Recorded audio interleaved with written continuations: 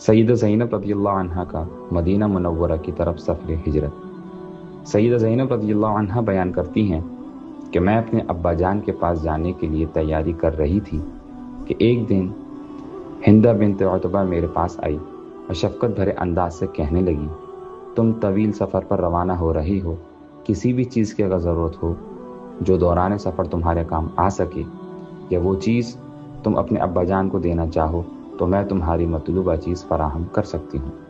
عورتیں جس طرح ایک دوسرے کا رازدارانہ انداز میں تعاون کر سکتی ہیں، مردوں میں عام طور پر ایسا نہیں ہوتا۔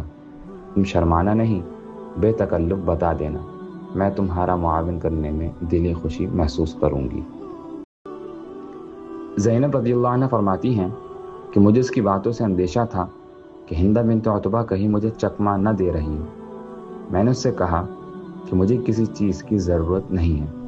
جب میں نے مکمل تیاری کر لی تو میرے خاوند کا چھوٹا بھائی تیر کمان لے کر لیس ہو کر اونٹ کے ہمراہ میرے پاس آیا، مجھے ہودج میں بٹھایا اور دن دھاڑے سب لوگوں کے سامنے مدینہ کے سفر پر روانہ ہوا۔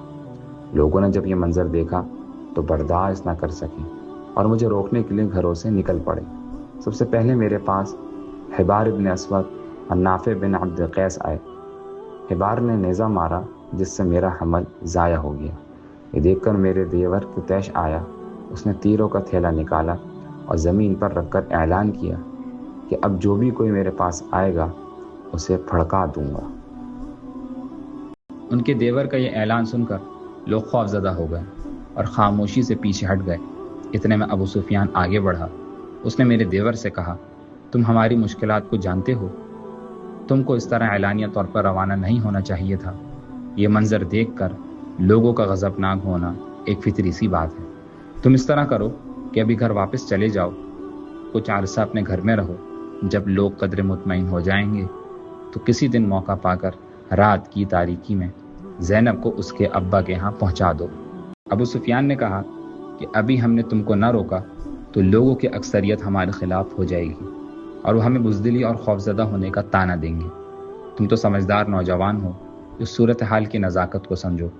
میرے دیور نے ابو سفیان کی بات مان لی اور مجھے واپس لے گیا۔ جب مکہ معظمہ میں حالات پرسکون ہوئے تو رات کی تاریکی میں مجھے زید بن حارثہ رضی اللہ عنہ کے حوالے کیا۔ ان کے ساتھ ایک رفیق سفر بھی تھا۔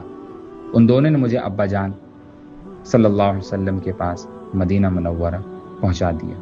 ادھر رسول اللہ صلی اللہ علیہ وسلم نے زید بن حارثہ رضی اللہ عنہ سے کہا، تم جاؤ اور میری بیٹی زینب رضی اللہ عنہ کو میرے پاس لے آؤ، یہ میری انگوٹھی اپنے ساتھ لے جاؤ، یہ میری بیٹی کو دے دینا۔ زید بن حارثہ رضی اللہ عنہ انگوٹھی لے کر روانہ ہو گئے۔ مکہ پہنچ کر ایک چرواہے سے ملاقات ہوئی۔ اس سے پوچھا کہ تم کس کی طرف سے بکریاں چرا رہے ہو؟ اس نے بتایا ابو عاص کی طرف سے۔ زید بن حارثہ رضی اللہ عنہ نے پوچھا، یہ بکریاں کس کی ہیں؟ اس نے بتایا کہ یہ زینب رضی اللہ عنہا کی ہیں۔